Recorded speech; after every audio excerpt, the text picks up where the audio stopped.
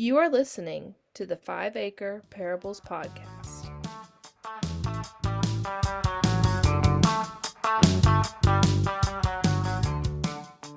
All right, welcome to episode 2 of 5 Acre Parables Podcast.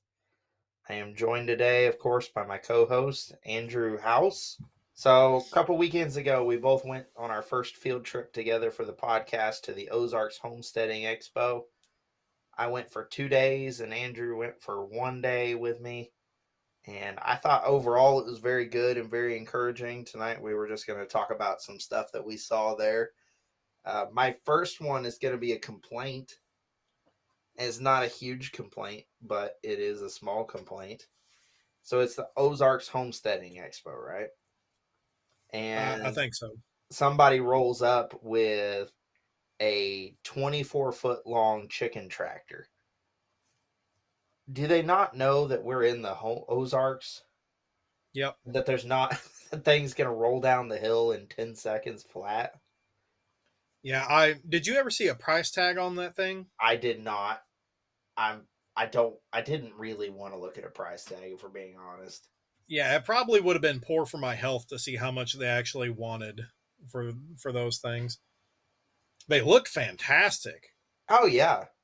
Maybe for my homestead here in Kansas, I could get like 6 of them and just run them in circles around the pasture every day, but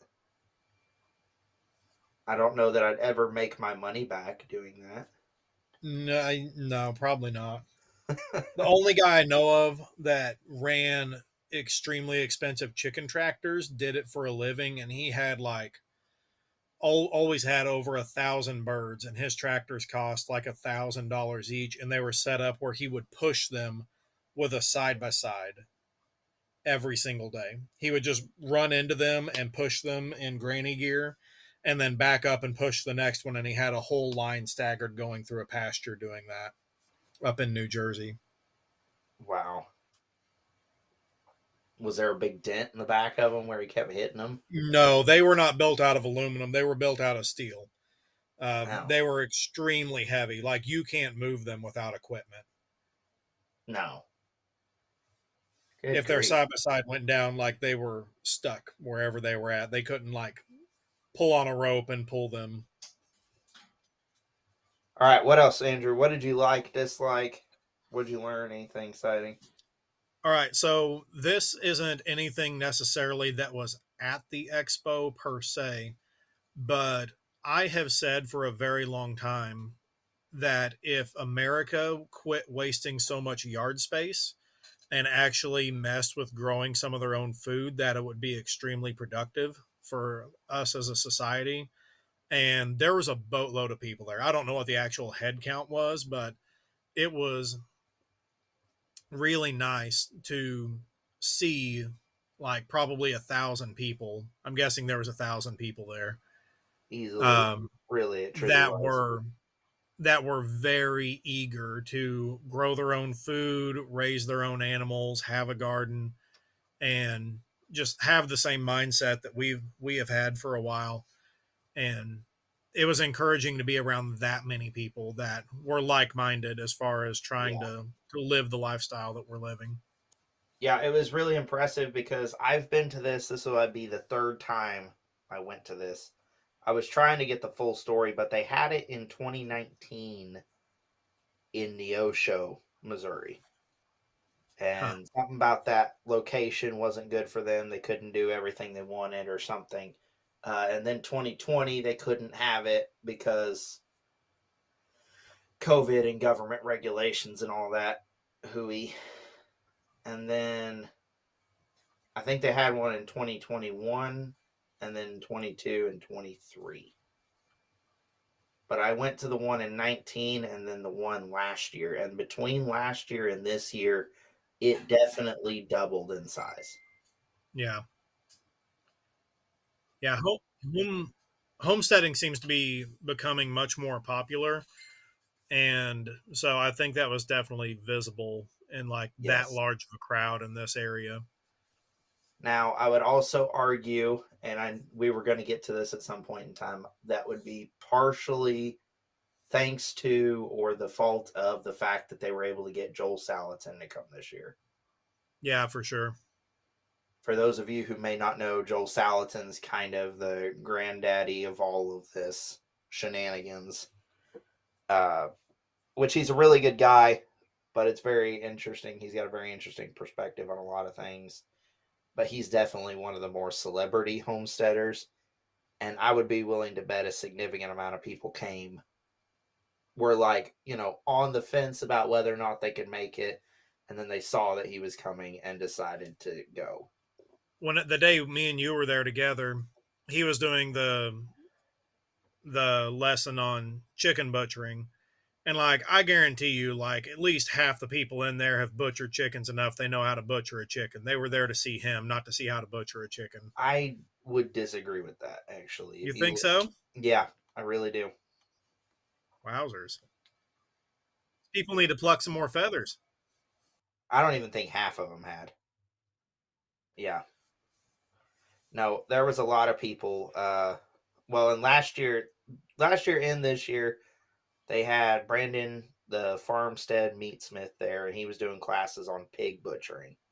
Yeah. And people were there. Pig butchering is different because they're more expensive and harder to raise. We talked about that last time, so we won't get into all that. But we were all there taking notes because nobody had ever done it before. And that was kind of his thing he's gotten into, is not just, I'm going to butcher pigs for people. It is, I'm going to teach people how to butcher pigs. I'm going to offer classes on how to do this stuff. And a lot of people have actually started offering classes where it's like, for $30, you can come and learn how to butcher a chicken and take your own chicken home or something like that. And those are really popular right now because a lot of people want to do it, but they don't have the background that you do specific. I think he asked at some point how many people had butchered a chicken, and I don't remember how many people raised their hands because I think I was distracted looking at trees. Yeah.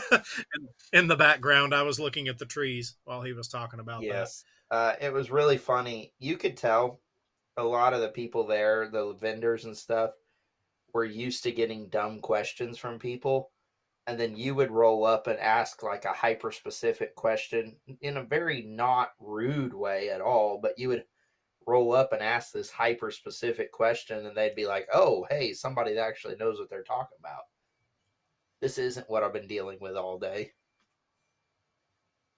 Yeah, I'm a weirdo that wonders weird questions. Yeah, well, that's why we have you on here. That's why we like you. But before I forget, I need to tell everybody, like all three people that are listening to this, what my favorite part of the day was. And I think I told you about this, but I don't remember telling you that it was my favorite part of the day. So they had an Ozarks gardening, like how to have a better garden in the Ozarks lesson. And they had like one of the farm managers for Baker Creek Seeds there.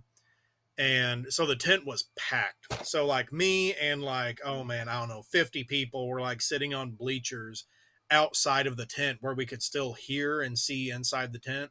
Yeah. And it started raining, good enough that it ran everybody undercover somewhere. And so I went, I don't know how far up into the vendors, and ended up in a tent where there was somebody selling coffee. And the Living Traditions couple was in there. I don't remember their names, but they're super popular, and they live over in Ava, on the other side of Mom and Dad. And so there was like a whole bunch of people clustered around them. And there was a guy there in like a Western button-up shirt with a cool mustache, an older guy. And I talked to him for like 45 minutes. And he has like been there, done it, raised thousands of meat chickens, raised thousands of meat turkeys, ran sheep and cows and everything else under the sun for a long time. Had some like fantastic history of coming here and doing that when he moved here from Colorado. And just sitting around talking to that old guy was my favorite part of the whole day. It was it was really fun, and it was also beneficial to be able to ask him questions and bounce ideas off of him. For sure. The connections that were made there is kind of one of the best parts. And I wish I was more social. But I did happen to run into, I've been a member of the Blacksmith Association of Missouri. acronym of BAM, which is pretty appropriate. Been a member of theirs for about 5 years, and I've been taking classes every year with them for the past 3 or 4. And I ran into 2 different groups of people that I had taken classes with and talked to them for a minute and kind of reconnected with them. And that was cool to see the overlap there. It wasn't just me, it was other people too. Yeah, it's cool how there's a lot of overlap in between groups like that too. People that have For sure. overlapping interests. Was there anything you learned you didn't know previously? Yeah, I did learn something. Premier One had a booth set up there to show off their solar fence chargers and their netting and stuff. They sell fencing for the people who don't know. And I think whenever we split up to go to the different sessions, I stopped by there and talked to the Premier One dude and asked him how to take care of my new charger I have. It's not new, it's several months old now, but I want to bring it in the winter instead of leaving it out all winter because I don't Yeah, need to keep deer out of my garden when the garden is dead. And so he gave me a bunch of good tips on how to make sure I don't damage my battery whenever I store it. that's good. Well, I learned a lot of things. I was introduced to quite a few different companies we weren't familiar with. I should have grabbed the pamphlet for the grain mill people, up in Montana. That was an awesome little piece of machinery that they had there.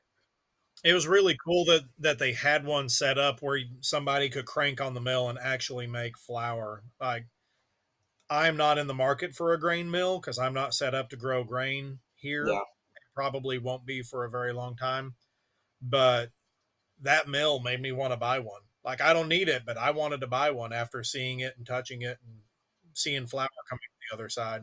it was an American-made company. They make them all in America and have a lifetime guarantee, and it looked awesome. And then they introduced me to a company just a few tables down from them because I also have no plans of getting in grain because that would take up my entire farm to make one loaf of bread, Yeah. really. But I was introduced to a company that ships grains out of Oregon, and they have a really unique way of doing it. So there's some uh, in our Walmart mentality that we're kind of in as Americans. We've forgotten other ways to get food, but there's still a lot of other companies trying different ways other than we're going to ship it to a supermarket and put it on the shelf for you. Yeah. So if that's something you're interested in, I'm just saying this in general, if that's something you're interested in and grinding your own grain, you don't have to grow it. There are people that are willing to ship you 50-pound bags of grain for you to grind yourself. And it is can be significantly cheaper depending on how you do it. Yeah. I would encourage anybody that's feeling really spunky and has a little bit of room to experiment to grow their own grain for like 1 year. Not a big patch, but like just a small patch just to see how labor intensive it is to do it by hand. Corn is the easiest grain to handle and process For on a sure. small scale. Yeah. Dent corn, Indian corn. I grow Bloody Butcher whenever I do grow corn, and we like doing parched corn. It's like popcorn kind of, but like there's a reason corn made the world go round whenever the Europeans were coming to America. It's way easier to handle than wheat. It still makes the world go round. I mean, Yeah, we've just been, more for animal feed than human consumption at this point, but it's in yeah. a boatload of stuff for people too. Now, just start looking at and this is a whole nother topic for another podcast, but just start looking at all of your labels of all of your products and see how many of them have high fructose corn syrup in it. Yeah. Corn still makes the world go round. We went to a few of the same sessions and split up for a couple. They had a really good, interesting variety of sessions beyond just how to grow a garden, what is a chicken, although they still had some of those. But for people who had been there, done that for a few years, they had actually got some new things in there. This was interesting. There was an understanding public versus private law class, which I thought that was really interesting. Yeah, that guy was really thought provoking, and a lot of it was focused on like co-ops and setting up Yes. co-ops and how like why you would have a co-op in this circumstance and have like a farmer's market stand in this circumstance. And the co-op angle was really interesting to me. It's something I haven't studied at all and haven't seen much down where I'm at, but that was really interesting. I could have listened to him talk for a while. Yeah, what I thought was really interesting about him specifically.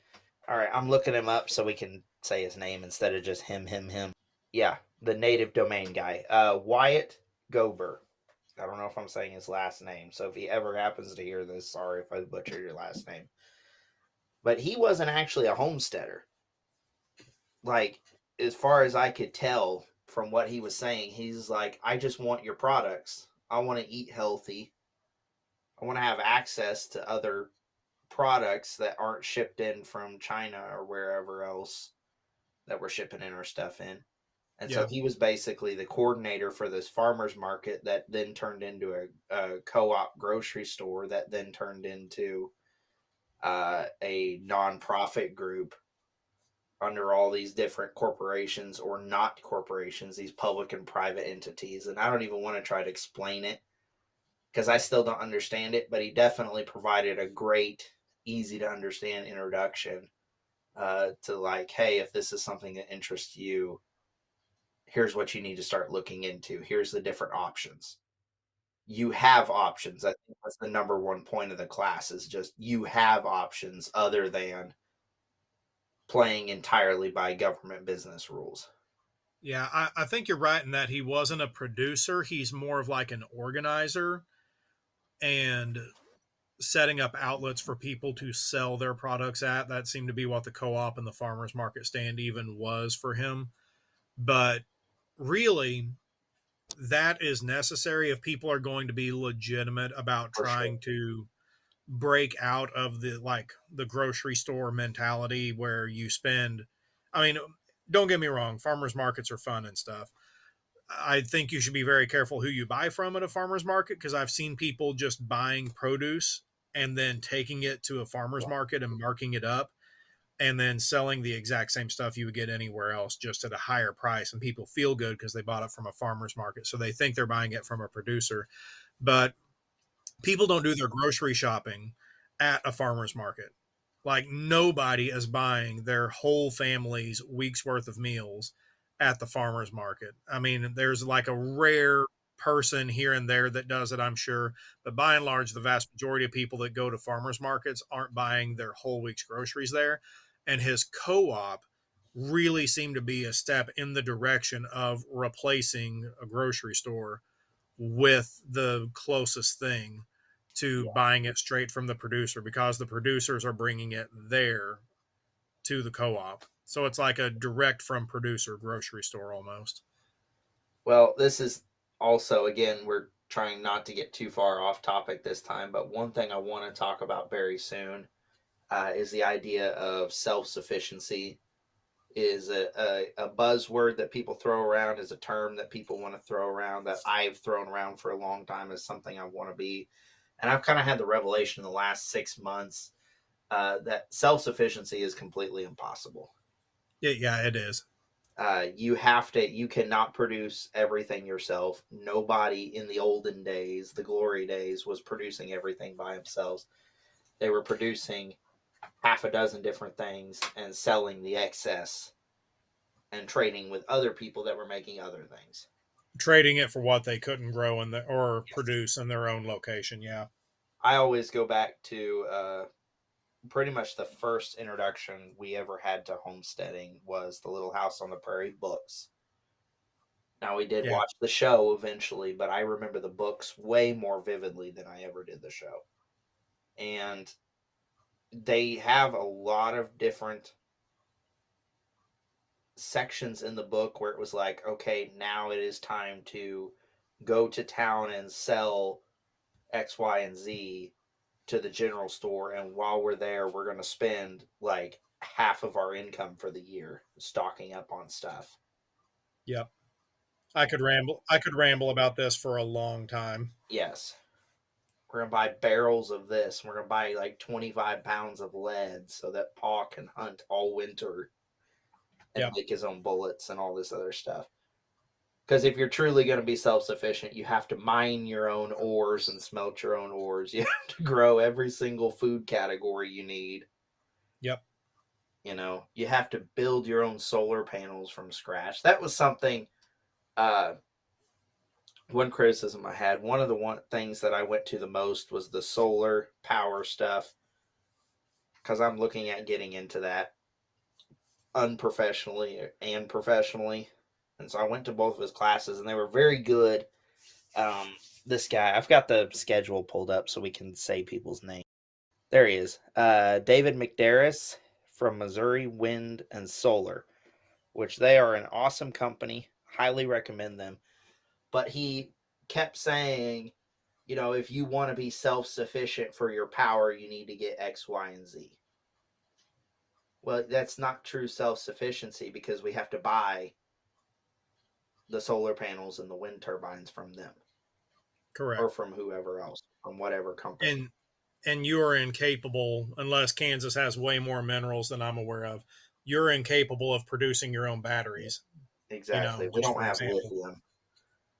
So instead of looking at self sufficiency as like, I'm going to go off and do everything by myself because you're going to overwork yourself and you're going to, you're going to lose major parts of your life that you still need. We need to be looking at forming these communities where we have options, which is why going back to the original guy that we were talking about, Wyatt Gober, that's why his talk was so important to me, was probably the number one thing that I heard there. Yeah. It was just, you know, here's an actual option and here's an actual path toward making that a reality. Yeah, and from not the perspective he was talking about, but having a setup like that local to you, when she's not local to either one of us, No. but having a setup like that opens up options for you as a producer. All of a sudden, you don't have to worry about having an outlet or a farmer stand you have to man or going to Yeah. the farmer's market 2 days a week to get rid of your product. If Mm-hmm. you are a producer for that co-op, it gives you a steady outlet for what you're capable of producing. And so having that outlet is like one less headache for a lot of people that like to produce but aren't necessarily salesmen. Yeah, because pretty much, you know, other than that, your only option was, and we were joking about with my mom talking about making soap. I'm like, that is the most saturated market ever right now. Is the Yeah. soap market? I'm pretty sure there was at least 4 vendors there specifically for soap. But if you just start looking up homemade soaps in general, I mean, Etsy, half of Etsy is just homemade soap. Yeah, everybody and their brother is trying to get rid of their Nigerian dwarf goat soap. Yep, there you go. And the reason why people want to do soap is because they can set up a website and sell it. Yep. Great. But now that market's oversaturated unless you happen to find some really awesome niche soap corner of the market or something that really sets you apart, which I don't think I'm ever capable of doing that well. You know, you need to buy local or you need to sell local or whatever it is. So this anyway, he presented an option of how to actually make that work. Yeah. I'd be curious to know if they like if the store pays you when you drop off the items or if they mark down how many of your items they sell and give you that money at the Yeah, I'm curious how they have that set up too. Or if like they if you and I are both producing celery, how they keep like do they keep straight whose celery yeah. is sold or I wonder how they have that set up. But Or if you're already producing celery and I'm like I have some celery here, they're like no. Because a lot of yeah, farmers markets will do that. yeah, the details on how the co-op actually functions would have been really interesting to hear Yeah. as well. Sure. That would have been a whole nother class though. He had enough trouble Yeah. covering what he was covering just in the time that he had, but he could have led the whole he was a good speaker too. He could have led half the classes, and I wouldn't have cared at all. Yeah, he was easy to listen to. That helped a lot. We probably ought to talk about the tax guy. That was interesting. Vincent Finelli from USA Prepares. He's connected with Alex Jones, so that'll give you enough of a judgment right there on your own, depending on your opinion of Alex Jones. Yeah, that's probably going to either make or break him in people's views, unless they've just For never heard sure. of Alex Jones. A lot of what the guy said was like, absolutely, I agree with it. Problem is, the dude was a jerk and rude with some of the people in the audience, and Yeah. whenever people act like that, it made me not want to agree with him, even though like 98% of what he said, I'm on board with. Sure. Which is, maybe what we should have talked about for the Bible portion of this conversation as well. But speaking the Oh yeah, truth in that would have love, made sense. well, I wasn't even planning on talking about this guy, but you brought him up, so here we Yeah. are. But yeah, speaking the truth in love, you cannot have the truth without love. If Yeah. you are speaking the truth without love, it is a sin. The way I'm looking at that verse. So yeah, anytime you are treating somebody the way that he was treating some of those people. Whenever Paul in 1 Corinthians 13, let me get there real quick, starts off by saying, if I speak in the tongues of men and of angels, but have not love, I am a noisy gong or a clanging cymbal. And that's what that was. Like what the guy was saying was spot on, but he was being a noisy gong and a clanging cymbal. Yeah. And it was just empty noise. Yep. Which is unfortunate. It had the potential to be like a really fantastic class, but his personality and speaking style just really made it not. It left a bad taste in your mouth, even though the material was good. For sure. So that's up to you, to our listeners, if they want to pursue that rabbit hole anymore or not. But yeah, it was very interesting. But again, don't know. Well, I said something bad about the solar people, so I'll go ahead and go back to saying I will say this. I went to both of their classes, and they were very helpful. They're very good at helping you if you want to start doing some small scale solar stuff. That is the company to go to, Missouri Wind and Solar. Phenomenal people, know more about it. They've forgotten more about it than most of us will ever know, but they're very big on making sure you know how to do it, rather than, oh yeah, you also need to pay our people $8,500 to come install your system. They're like, if you're going to do this, you need to know how to do it. So here's how to do it. I forgot to ask you the other day. The old guy I talked to in the tent that was very nice. He went to the session about having an off-grid well. Yes. I think. Were you in on that session? Yep. He said at the beginning they went around and told everybody approximately how much it costs to take your well off grid. Do you remember what that figure was? I Because don't. it was expensive enough. It completely turned him off at the beginning of the class, and he pretty much quit listening because it wasn't cost effective for him. I want to say it's like $4,500, $4,500 was in that area. Yeah. There was pros and cons, and he laid out the pros and cons of it, though. He was pretty upfront about that. So yeah, I would at least. I'm not into solar or anything like that right now, but I would at least appreciate the guy being really upfront at the beginning about the cost being prohibitive for some people. Yep. Instead of leading someone on the entire class and dropping that at the end. Yes. Yeah. He wasn't trying to scam people. Again, he was just upfront and honest about it. Now, did you go to which foraging class did you go to? That was not the first day with Bo Brown. It was Rachel something. Rachel West. Ah, Most of what she was saying, I knew. I did not know that about Yarrow being a styptic, but it was still interesting. Every year, I get spunky feeling at a certain point in the late summer where I'm like, I should go forage a lot of sassafras leaves because we have sassafras trees around the yep. house all over the place, and I never do it. Like, it's just not high enough on my list of things that I want to do, except whenever I'm all wound up about it one day. It was very interesting. I hadn't really considered foraging like at all. And then I Yeah. came to find you because my class had gotten done a whole lot earlier, or I had just gotten to the point I was done with it. And so I came to find you and heard the back end of it. And I was like, man, there's actually some very interesting stuff that can be done here. Yeah. The problem I have found with foraging is inconsistency on the stuff that is really good, like morels. Like everybody loves morels for the most part, Oh, morel yeah. mushrooms. But like I'm not good enough or I don't have enough honey holes where I can just go pick a bunch of them.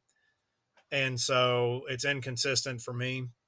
And the stuff that I can consistently find is usually not worth messing with unless the Chinese invade and the grid goes down. Like we have henbit all over, or sorry, it's not henbit. I get them mixed up. Purple dead nettle all over the backyard in the early spring, everywhere. Our whole backyard is just purple. And the chickens love it and the rabbits love it, but it doesn't taste good. Like Yeah. I could eat it if I had to. It just does not taste good. So a bunch of the stuff I can find does not really taste good enough for me to ever mess with trying to dress up. One of the things I would say about that from the way she was making it sound, she has a bunch of stuff everywhere. Like Yeah. jars of stuff that she's experimenting with and trying, and good on her. I just wish I had that kind of space. We do have sumac or shumac. I never remember how I'm supposed to say it. That's the dangers of reading stuff in books and not hearing it out loud. Um, we have quite a bit of that growing around the place. And I keep meaning to harvest the berries and try some of the homemade lemonade that you can make from that stuff. That's supposed to be one of the easier foraging things you can do.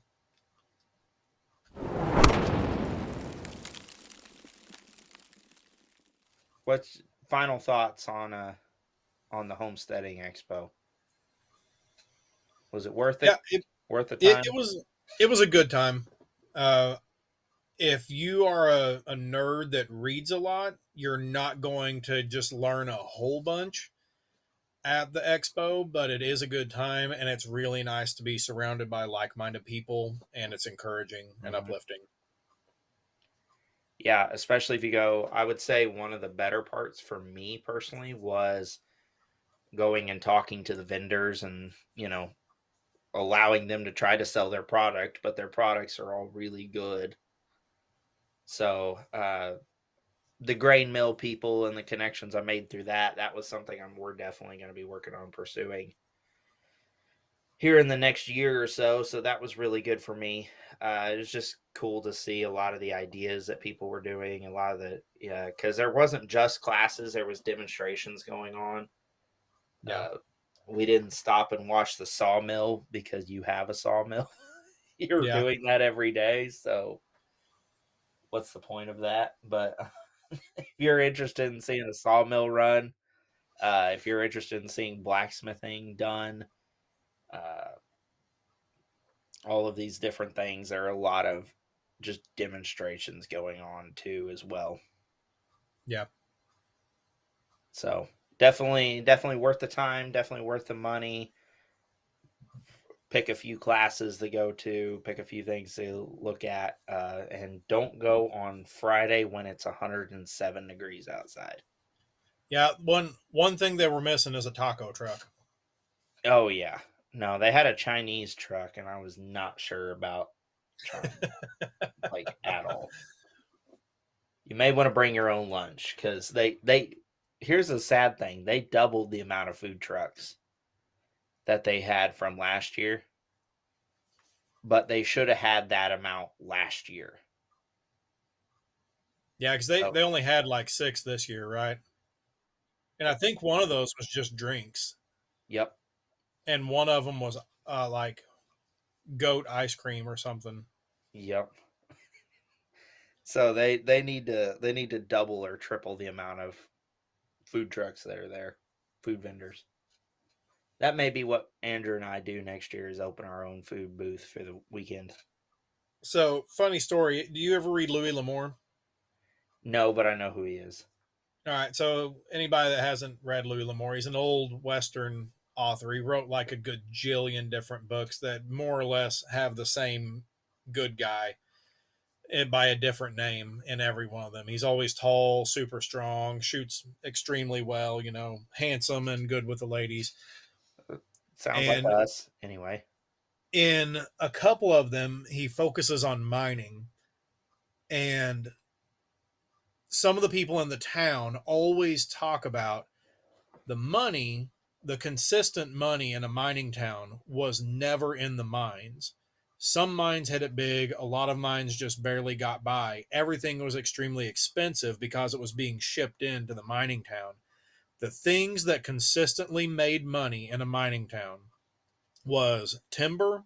People would go in and log the hillsides and create the wood that would be used to make the supports and the wood to build the town, the lumber to build the buildings in the little mining town that got thrown up, and food, the restaurants, because the miners weren't cooks.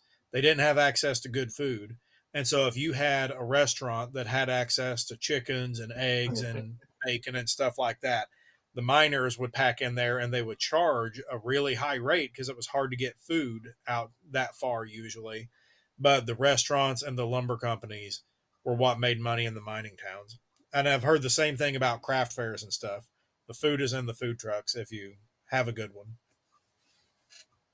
Yeah, it's really funny you're saying that because over where we live in the Pittsburgh, Kansas area, there are 5 different chicken restaurants that all serve as somebody who's not native to the area, and I may get kicked out of the town for this. They all serve basically the same thing, and they basically taste the same, but they are all one of them. They're Chicken Annie's, Chicken Mary's, Bardo's. Then there's a second Chicken Annie's, and then actually I want to say there's 3 Chicken Annie's. There's either 3 Chicken Annie's or 2 Marys and 2 Annie's. Anyway, they all have their like roots in when this was a mining area. All of them are original restaurants started by these ladies, these wives of the miners, that they had this competition. And then, like, the reason why there's 2 or 3 locations on some of them is because the kids took over, inherited the business, and then split the business between them. So, yeah, it's pretty funny because that we don't have any mining over here anymore. There hasn't been any mining over here in like 75 years, but all of those chicken restaurants are still here. Huh, that's cool. Cool That's history. that's the only thing your dad knows about the area was he's like, "Oh yeah, you got Chicken Annie's and Chicken Mary." Like, That yeah, doesn't surprise me. yeah, no, he somehow knew about that. So,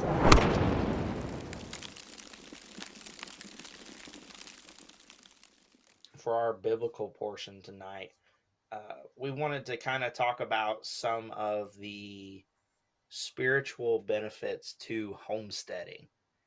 Now, you should add to this part especially, but there is a little bit of a disclaimer here. We are not saying that you should be a homesteader in order to be a good Christian, and especially we're not saying you should be a homesteader in order to go to heaven. That's not the intention of it. But I know, and one of the things listening to the different podcasts that I listen to and listening to a lot of people at the homesteading thing, there's a lot of spiritual benefits that can come from it. And so that's kind of what we wanted to talk about tonight.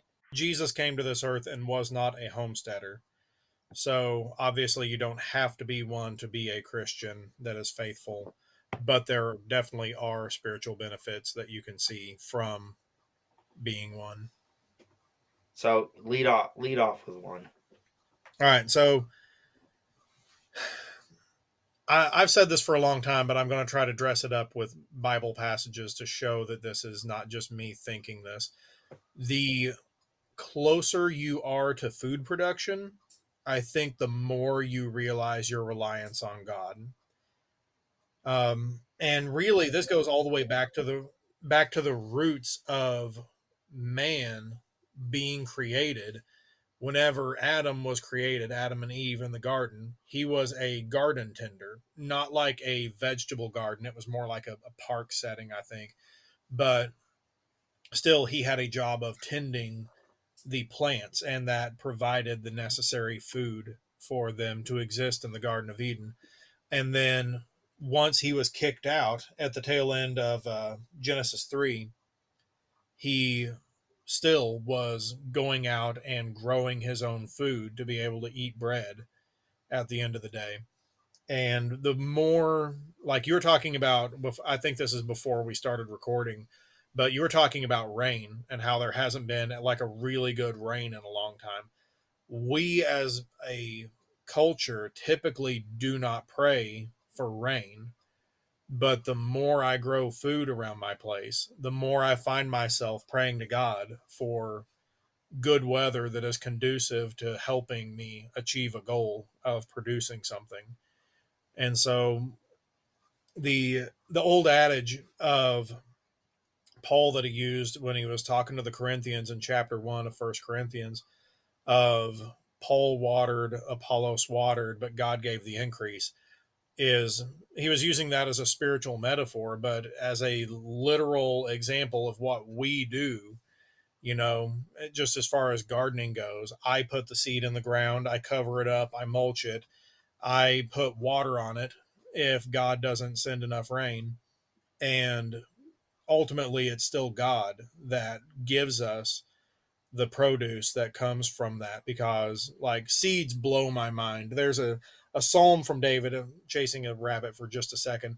There's a psalm that David has. I don't remember where it's at, but he says there are three things that are too wonderful me, three things, yea, four that I know not: the way of an eagle in the air, the way of a serpent on a rock, the way of a ship in the middle of the sea, and the way of a man with a maid. Like it was just stuff that David didn't completely understand. You know, if you ever watch a serpent slither over a rock, you don't understand how it works unless you see like a science show that breaks down how their scales move to propel them over the rock.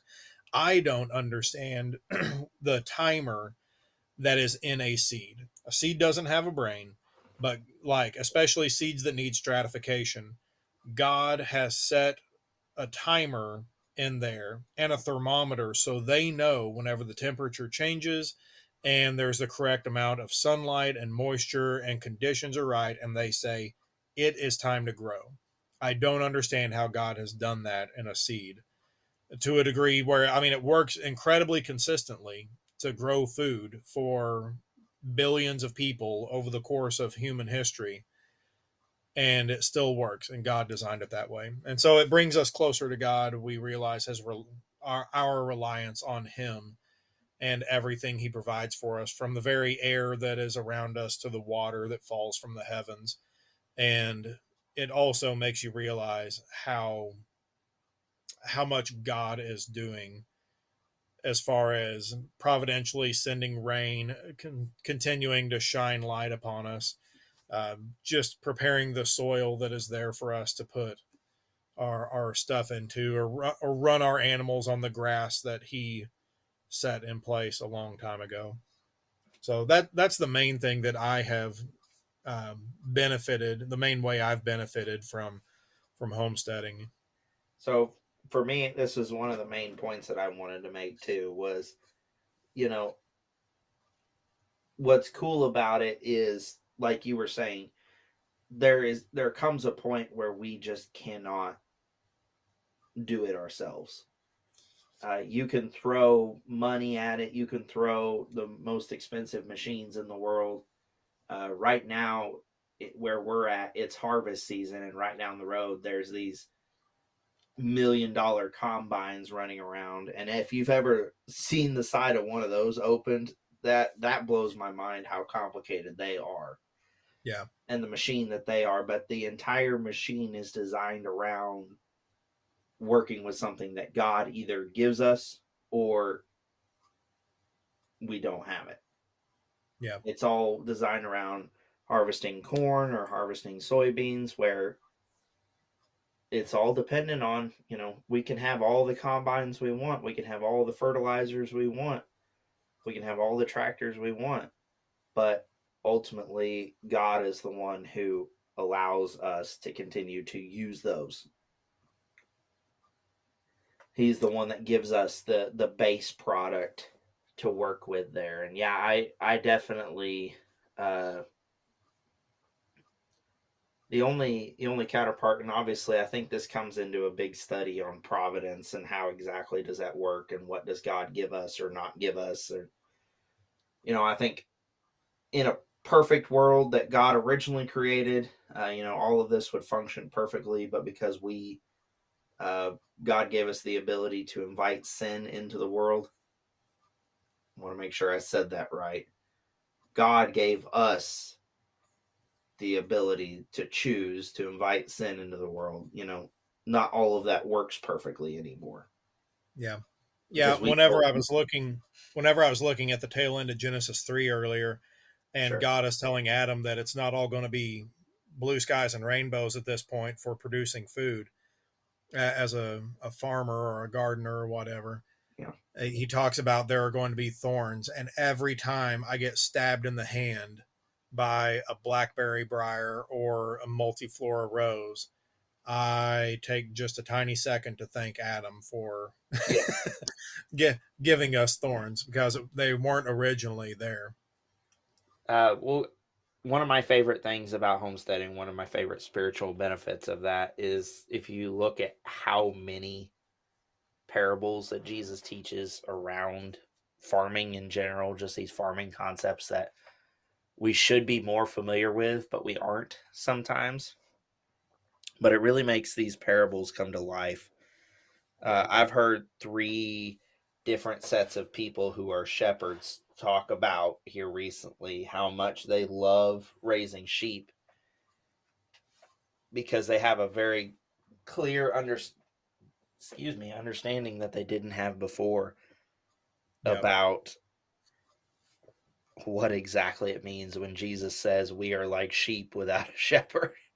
How many Yeah. different parables, how many different times he uses that.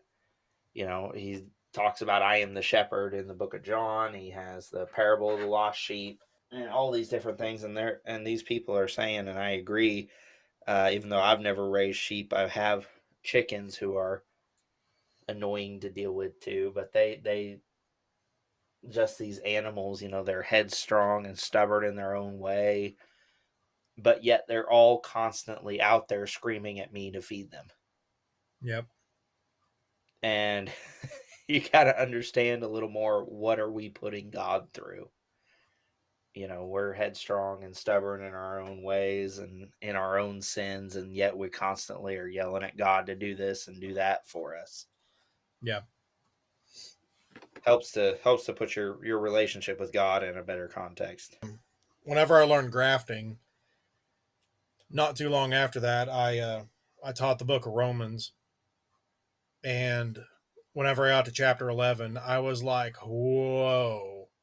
I totally understand what he's talking about here now that I understand grafting."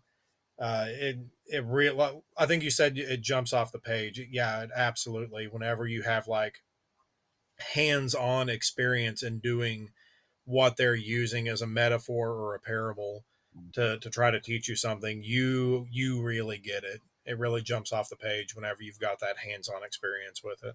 And I've never personally worked with mustard seed, but kind of basing off that parables and what you were saying about seeds earlier, just a huge variety of all these different seeds. We're getting out in February every year is always exciting because we're thinking about buying seeds and setting up planters and all this other stuff, and all the variety of seeds. Some of them are huge and some of them look like flakes of pepper.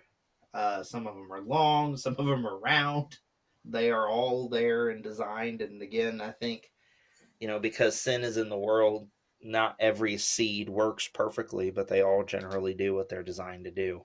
And then the parable where Jesus talks about faith as a mustard seed. Yeah, some of the seeds that we grow, I'm drawing a blank right now, of course, as to what some of the smaller seeds we deal with are, but just to watch them explode and grow into huge plants from nothing is amazing. Yeah, I grew snapdragons this year, and they were like tiny pinpoint fine tip pinpoint seeds. I've learned that I really hate seeds that are surface sow, just press in. They're light dependent on germination. I have trouble keeping them moist enough, and it's annoying. But yeah, really small seeds, but they grow into nice plants. I'm in my back office recording this podcast, and I have our seed stash back here, so I'm getting some out to look at. Some of the smallest ones we deal with on a regular basis. I have a bag of strawberry seeds, and they look like they are just. I shook some ground up pepper out into this bag. Yeah, mulberry seeds are really small too. So I've never grown any mustard seeds, but I've seen strawberry plants grow like crazy, and that's impressive enough for me to understand what Jesus is demanding from us Yeah, in that passage, or expecting from us might be a better word. Another big benefit I would say of homesteading, and this is one that it's somewhat dependent on how you do it and how much you do, but homesteading can also help you to develop Christian virtues, especially the values that God commands us to have of being hard workers. I can say I know for sure in my life, and again, whether or not this is applicable to you and your family, that's up to you. But and we still, we haven't completely in our family, we haven't completely ignored video games. We still have video games and TV and stuff in there, but I find myself less and less going to those things, and more wanting and desiring to get up and work and create something with my own two hands, to develop that virtue that God is asking for us to be hard workers, for us to have discipline and self control and those kind of things. yeah. It also, which your kids aren't quite as old as my kids, but my kids are old enough now at this point. I think it's very healthy to involve them in the things that you do Yes. on the homestead. I mean, butchering, you kind of got to judge when they're old enough to help with that in whatever way. But like, I haven't harvested the vast majority of the stuff that came in from the garden this year. The kids have done it for me. I have to tell them, they have to have some guidance on when to pick certain things. But like strawberries, I think I picked a half dozen. The kids picked the rest. Blackberries, raspberries, all that stuff. The kids picked the vast majority of it. Squash, beans, everything. The kids have done almost all of it for me. And so it's very helpful to have something for people that have children to involve them in food Yes. production, help them participate in it, and have some pride in helping achieve a goal. And whenever they eat food of an evening, they can say, I helped with that. Another benefit I would say kind of comes into our discussion from earlier. We are not good, by ourselves. We are told in the book of Genesis that it was not good for man to be alone with animals. And obviously, in context, he's talking about, for man to have a helper, to have a wife.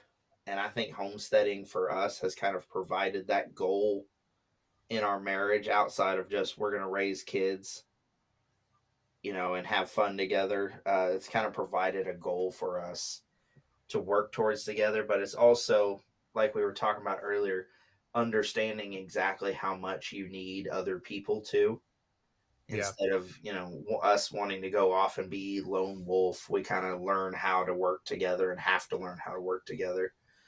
which is a very important skill to have if you want to be part of a vibrant, growing congregation of the Lord's people. You have to learn to work with people. Yeah, for sure. So homesteading provides moments of solitude to help you commune with the Lord better, and it provides moments of you got to learn to work together with other people to get things done. Yeah.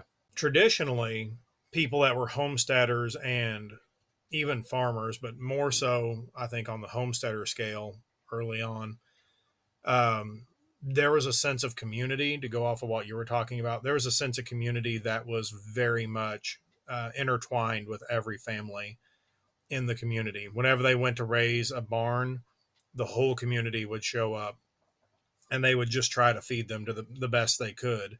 And they would provide labor and get done in a day or 2 days, what would take the man by himself close to a month to do. And if somebody ever got sick or ill, people would drop in and check in on them. If somebody broke their leg whenever it was time to plow, the neighbors would come over and help plow their fields. So there was very much a sense of community that you were a part of, just out of necessity in part, but also because it was healthy for them to do that. Any other thoughts you can think of on this subject? This isn't necessarily spiritual per se, but it is very helpful as far as just regular old everyday life goes. Homesteading keeps you moving. And I don't think we phrased it quite that way yet, but homesteading gives you a reason to be active every single day, which has a lot of just health benefits, but also that carries over into being active in other ways in your life as well. Like, no matter what we do every single day, whether you're sick, whether it's raining, whether it's snowing, whether it's 110 degrees, the chickens need some food.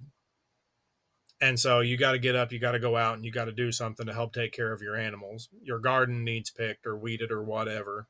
Um, there are things that force us into action.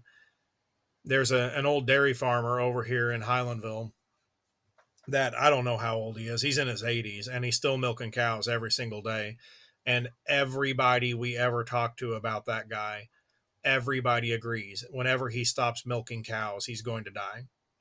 Like, the cows are the only thing keeping him going at this point, is milking cows every single day. It's why he gets up in the morning. It's why he goes to bed at night expecting to get up and milk more cows.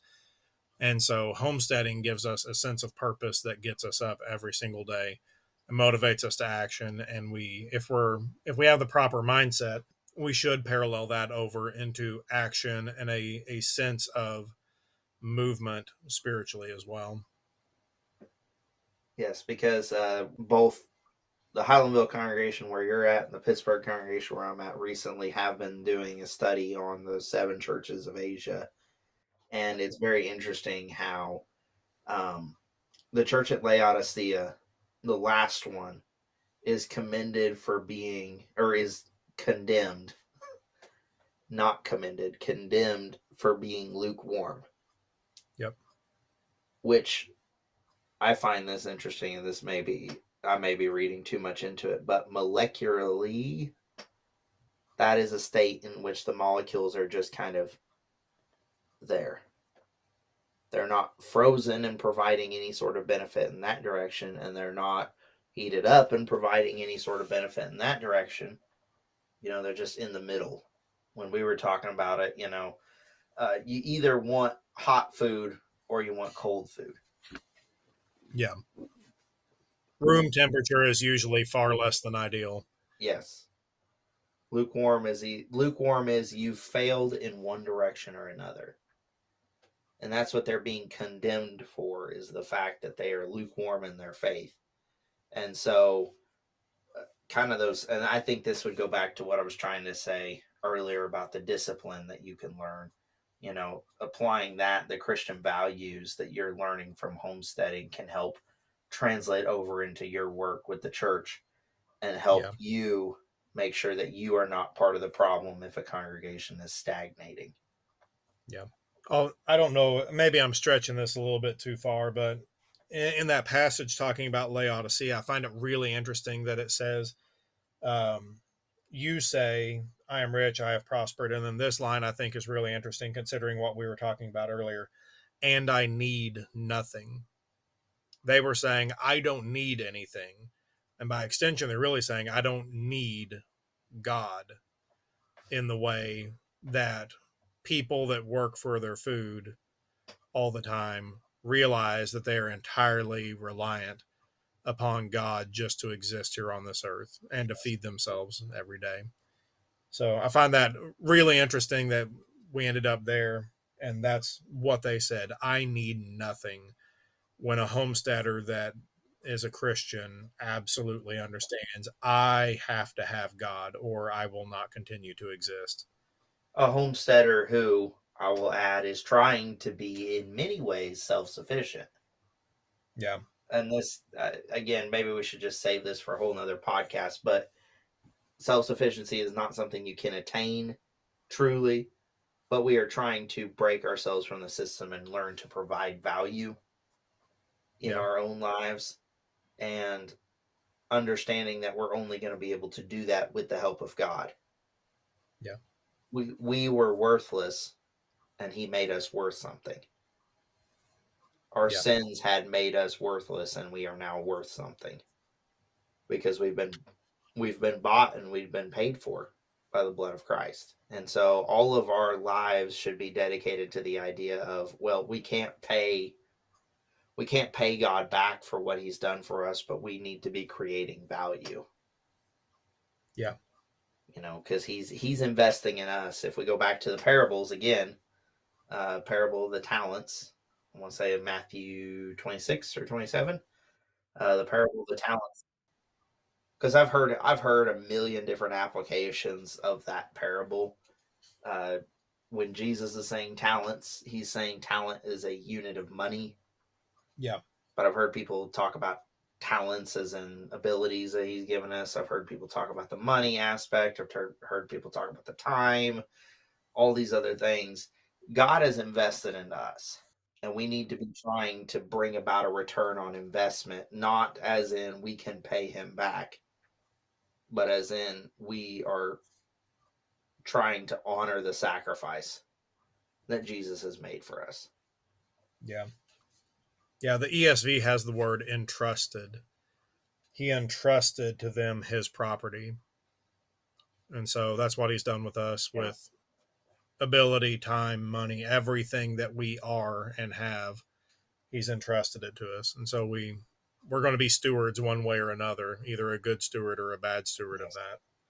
And kind of bringing this back into one more thing, another thing that homesteaders are big about is regenerative agriculture, where we're working on developing the land, which I think really ties into the idea of us being stewards of it. Yeah. A lot of homesteaders are, they're not just like, what can I get out of the land? What am I getting from the land? What am I getting? They are, let's invest in what God has given us. And it's really cool. And this is one of the things that I do like about Joel Salatin, but I like about a lot of these other people is, they take land that other people think is worthless, but they understand this is the land that God's given us, and I need to be a good steward of it instead of trying to just rip out whatever I want for myself. They work and invest in it, and they work on, making sure that the pastures are set up correctly and the rotations are set up correctly and the animals are being able to be cared for and that kind of thing. And, the animals are having a good quality of life and all these other things. And they're being good stewards of what God has given them. Yeah. And just as concerned about leaving a generational impact, or more concerned about leaving a generational impact than a lot of other people sometimes are. Yeah. So it's definitely helped me in my spiritual walk. Yeah. Well, one thing else I could add, we've kind of already talked about this, but this is a little bit different causation for realizing this. I pay a lot more attention to the seasons than I ever did before. Like I work outside and you work outside too now, but um, Like, I pay attention. This is when the garden is going to die. Whenever my last frost date is, this is whenever the trees are going to go dormant. And then in the spring is where you really see it. You see everything come back to life, Mm-hmm. and you see the power of the systems God has put in place in the universe and the world Mm-hmm. to continue to fulfill His promise that He made all the way back in Noah's day of the seasons continuing normally. And it takes my breath away every time I see the trees start to green up again. It does mine too, because that's when the pollen comes out and I start getting allergies real bad. That's when it starts to take my breath away. I didn't realize I teed that up for you so well there. Yeah, you did, and I appreciate it.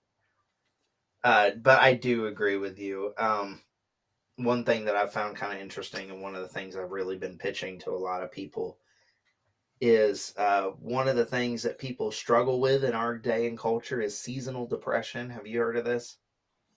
I've heard of it more so up in like Alaska, where they Yes. have like 23 and a half hours of darkness in the dead of winter. Yes.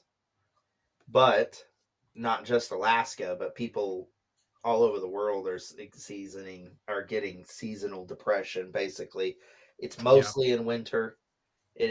They're tying it to a lack of is it vitamin D that you get from the sun? Yeah, it's vitamin D. That's what they're tying it to, a lack of. So people are actually taking supplements, and I'm saying people because I'm one of them.